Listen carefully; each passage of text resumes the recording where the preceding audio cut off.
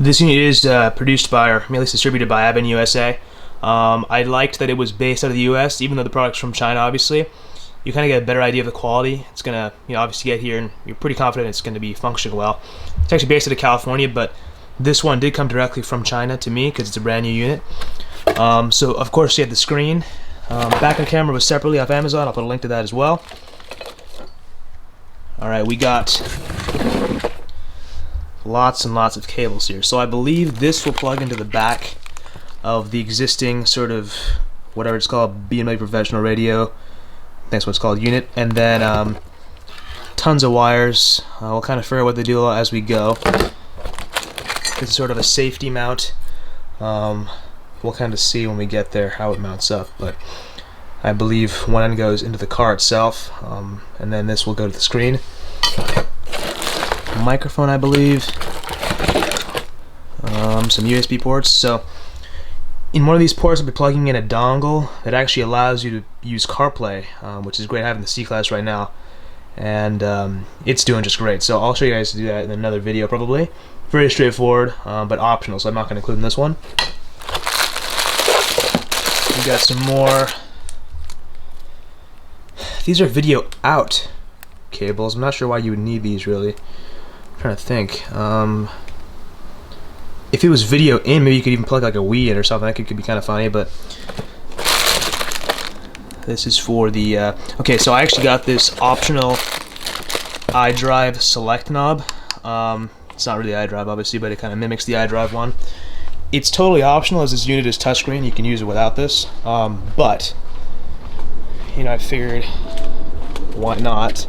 I think it was $60 extra for this thing, and essentially it'll take up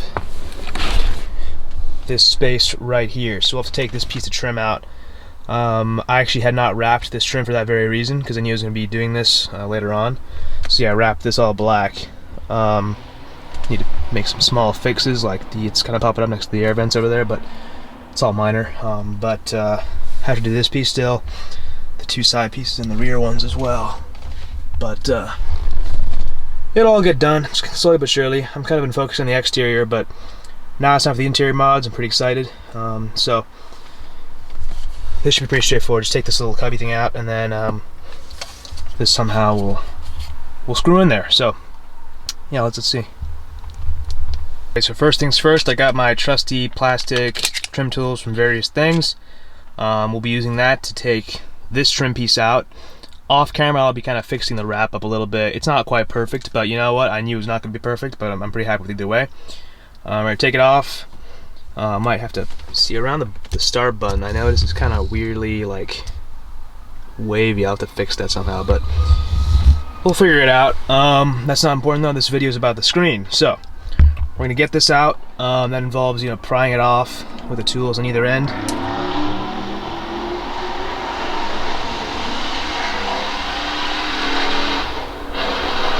Well, that was certainly some American V8 on the street outside. But that was funny. Okay, so we'll take this out, and then you need to unclip the vents. There are two cables you need to unclip actually, for the buttons and lighting and whatnot. Pretty easy to do. And then yeah, we'll be on our way.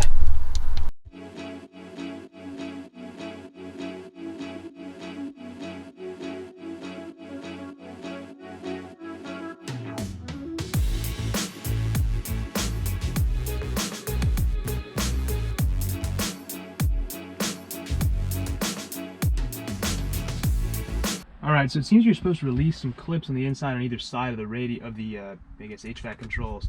But I'm having a hard time with that, and for some reason it's just not doing it. If I go over here, try to, oh, maybe that was it. A few moments later. Oh, thank God, okay. So clearly, persistence is the name of the game with this one. That was annoying. Okay. It's out now, though. Let's undo this guy.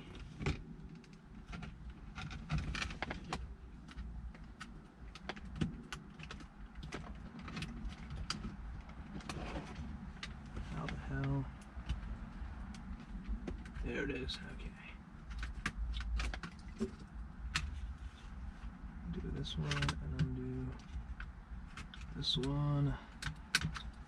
Alright, cool. This is out of the way. Oh boy, that took way longer than it should have, but that thing's out. Probably wasn't very long for you guys. So, looks like some coffee was spilled here at one point, and there's like stains of it from before, so I can probably take that out while I'm here. But yeah, let's go ahead and we can get some Phillips head screws out of there, and then we should be good to go for the installation, at least for the wiring. So I'm going to do that real quick, get those Phillips screws out, and then I'll be back with you guys. Alright, so new idea, before I actually take that this radio out, I'm going to take this trim out, just to get out of the way so I don't damage it. So what I will do is, I've already tried to pull up on this knob and park, and it just kind of slides right out. This is due for replacement as well, but not this second. I'm going to put this to the side. So, oopsies. So I noticed this trim was pretty loose to begin with. So if you kind of pull right here, it just kind of, yeah, there you go, kind of lifts up. Surprisingly, you want to open this first, but yeah, look at that.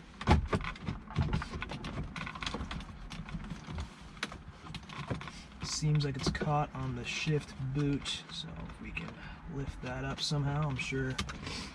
Of course there are wires. Okay. Got this one over here. Let's connect. There we go. And then this one here, which is just a tab right there, which I can.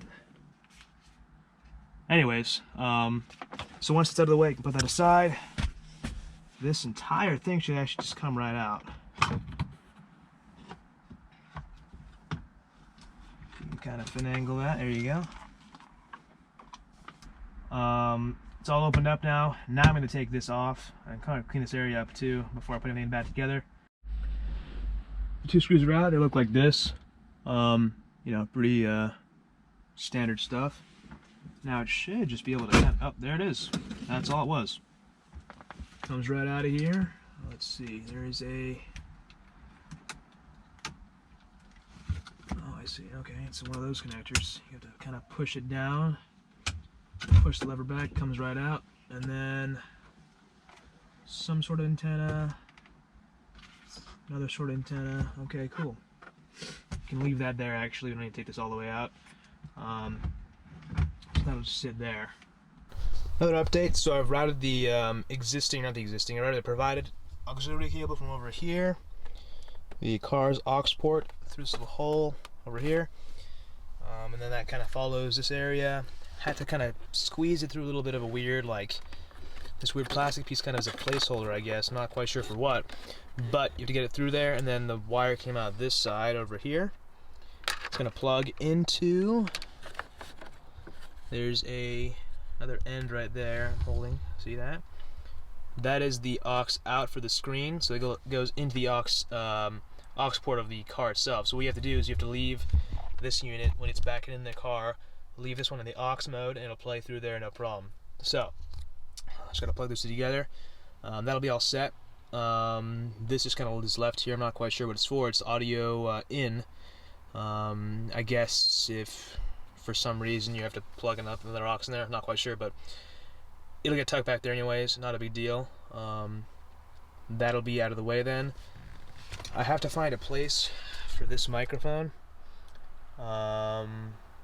Honestly, not sure where I could put it. For now, I might just put it, you know, somewhere down there. Somewhere out of the way, obviously. I don't want people to see this. It's kind of weird.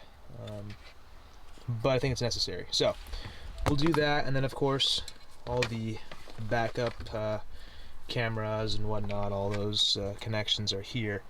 And somehow either route a wire to the back of the car. I haven't quite figured that part out yet, but we'll get there.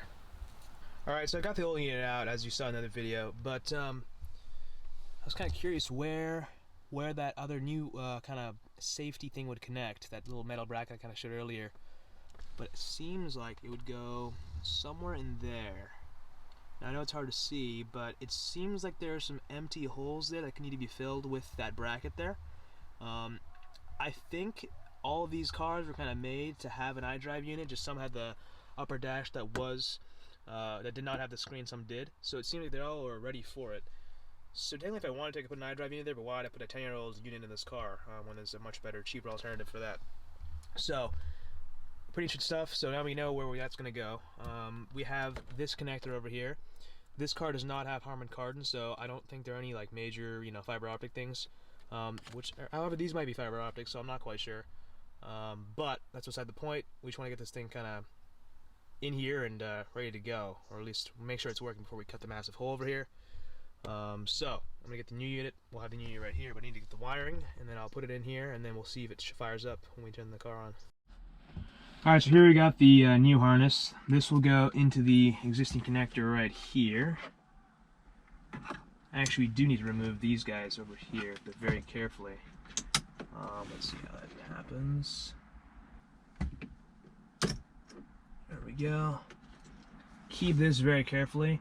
I know in the Mercedes it was a fiber optic connection, so I want to make sure, be careful with this one. I'm not sure if it's fiber optic because that would require an entirely new harness, which so much money to do that. So let's not damage that one right there. Be very careful with that. With that being said, we have the new harness over here. We can now plug this into this. This should be down, by the way, when it's not connected. It should all kind of fit in snugly. That kind of clamps it down perfectly. Okay, good. And then this one will actually go into the unit itself. Let's see, over here.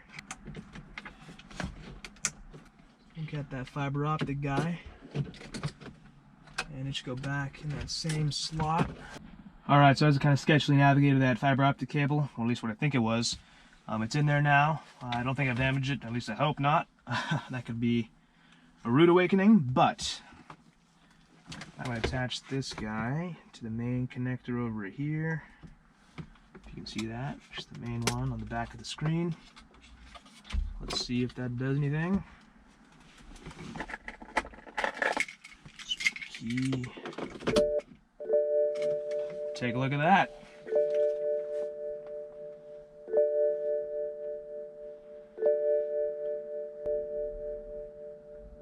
Whoa, that's pretty sweet. Look at that. Oh, I'll do that. Wow. I mean, that's buttery smooth. That's really, really good. Alright, so I've kind of been touring around for a little bit, just kind of taking a good look at it, connect to Wi-Fi, my Google account, all that. Pretty sweet. But for now, we've decided that it works, so we can take this out, and we can actually do the tedious thing of cutting the hole in the dash, which should be very fun. And I'll prepare for that, and I'll let you guys know when I'm back at it. Alright, so now it's come time to cut the hole in the dashboard. I'm going to take this guy, this detector off. Going to put this trim piece kind of back in place just a little bit.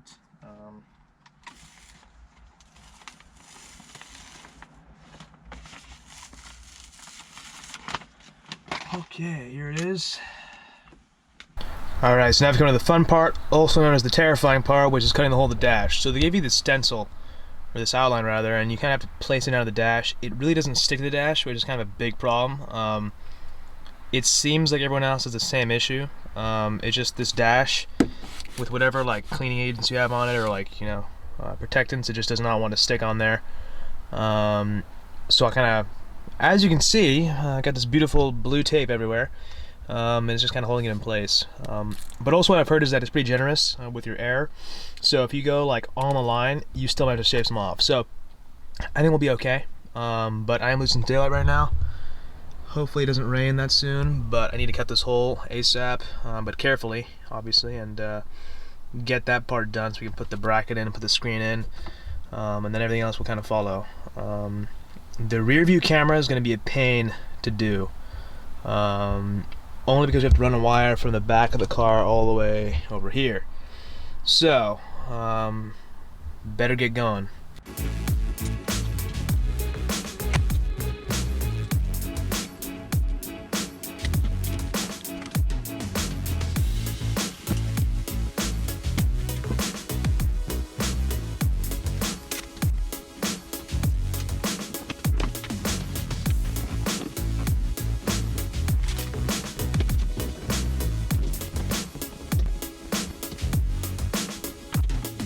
Alright, so I've got the hole in the initial foam, but there's a pretty thick layer of plastic below that. I think I'm going to need to take the Dremel out and, my god, get that hole cleared out. But man, that was not cool. Oh well. We're essentially beyond the point of no return, so we just gotta do it. This is gonna be a huge pain to do, I can already tell. But you know what? It'll be cool in the end. It'll be worth it. So let's get on with it.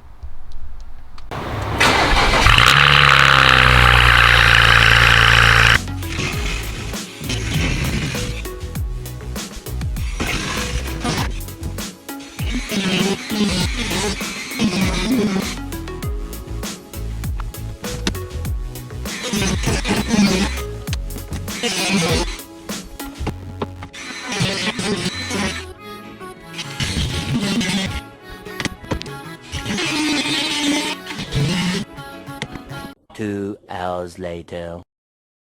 Alright, so a couple hours later, drilling that hole, or making that hole, was pretty awful. The stencil was very conservative in how much you can actually cut, which is a good thing, I guess, if you cut a little bit too much over the edge. But, I mean, I had to cut a significant amount off the bottom and all the sides. Basically, mainly the bottom and the top, actually, just to kind of make it sit flush like it is now. It's not completely flush on this side, but I know it will be when I screw it down, so that won't be a problem. But it looks really good now. But man, this car is a mess right now. I don't know if you guys can really tell, but there's debris from the Dremel cutting away at the dash everywhere.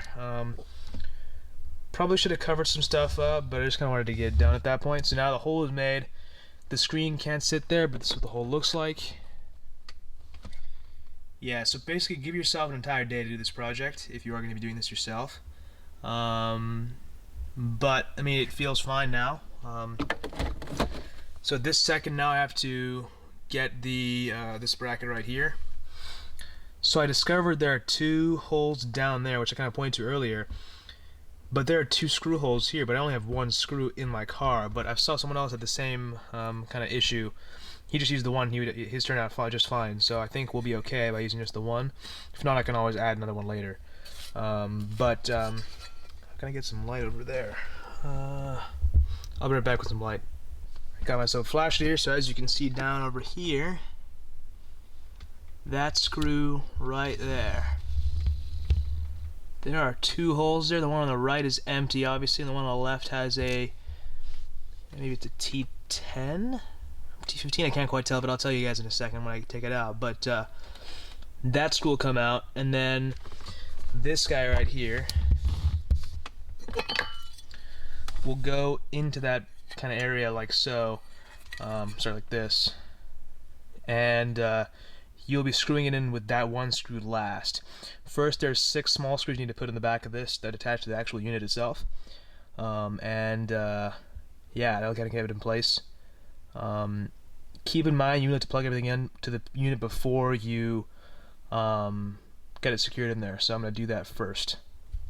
Alright, so just now I connected the iDrive cable, the connector or whatever, that knob. Kind of put that wire the same way I put the aux cable through that little slit down there, and I plugged it into a black connector on the main harness, which was already there, so it's perfect. These got really dirty. I need to clean these up before I put them back together. But look at this interior, it's just disgusting. So definitely keep this in mind. This is definitely a full day project. If you have an E90 or 92 or 91, whatever, with the iDrive already here and you want to upgrade to an Android unit, it's a much easier process. You just kind of swap the screens out and there's none of this nonsense. But this looks newer in my opinion. You may prefer the other look, but it's kind of whatever you have. You can upgrade based on what you have. So right now I'm going to put, I believe this is a GPS sensor or maybe some antenna, something else. But because I don't have the upgraded speakers, this spot over here is just open, so I was going to stick this on the bottom of that, which is pretty accessible through here. If you take a look, basically what you see on the roof is just that panel, which is completely removable. So I was going to put it there and then wire it later, and we should be all set with that. After that, I'll probably just hook up all the connectors and just put the unit in there, but we're by no means done. Of course, got to clean this all up, put it back together. But there's also the rear view camera which needs to get done, and I gotta find a place for this microphone, which I still... Oh! I can put it over here. Nice. Okay, I can put it right below this little air vent over here. Yeah, that'll work actually, because your voice goes right in that direction anyway, so that will work. Trying to think what else I need to do. Yeah, the back camera is kind of a big job. I'm debating in my head whether or not I should do the back camera tomorrow, or if I do it today.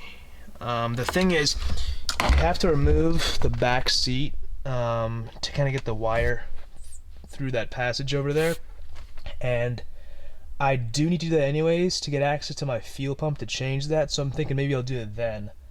The only issue is that all the cables are here now, so maybe I'll just not drive the car tomorrow and do the fuel pump and that at the same time.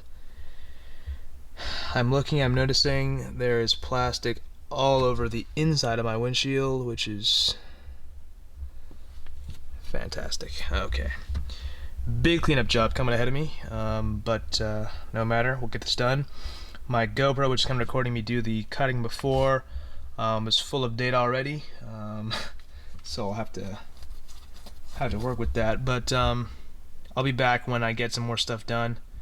So the screen is mounted up, all working perfectly fine. It's doing great. I'm pretty happy with it. One thing I've noticed with this specific screen is that it's kind of like, you know, it's anchored in as much as I can do. It's all screwed in wherever I can. I mean, when you move it around, you touch stuff, I mean, it feels sturdy enough, but if you move it around from the top, I feel like you can, you know, it's not that sturdy. So what I may do is put some 3M trim tape along the outer edge of the plastic bezel, and then it should be fine. I only made a few mistakes, I noticed. There's some scuffs you can barely see in the camera on the leather. I'm just going to dye it with some black leather dye. It should go away. And there's my drone went one little bit too far right here, so I can probably fill it up and then dye over it, and it'll be fine as well. Other than that, pretty cool unit. It mimics the same color as the E90 dash, which I like a lot actually. And I have the iDrive controller over here. It also lights up in the same color. Pretty neat. It works as you'd expect. Pretty cool. So now what I need to do is route my USB ports over here, because I want to get them in the glove box. The easiest place, I think.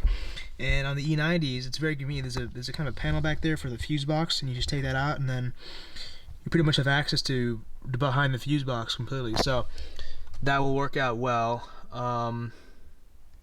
Yeah, so basically I took this little tube I had over here, and I just routed it from over here to over here.